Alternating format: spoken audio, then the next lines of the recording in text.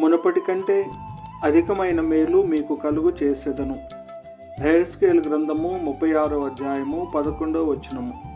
దేవుని ప్రేమించు వారికి అనగా ఆయన సంకల్పము చొప్పున పిలువబడిన వారికి మేలు కలుగుటకై సమస్తమును సమకూడి జరుగుచున్నవని ఎరుగుదుము.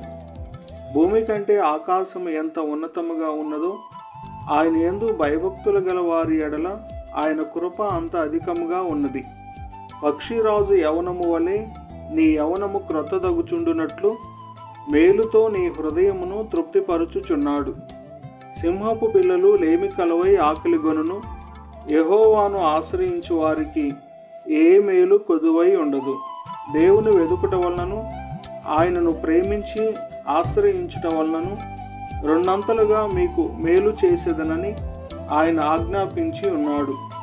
ఆయన కృప మీకు తోడయుండుగాక. ఆమేన్.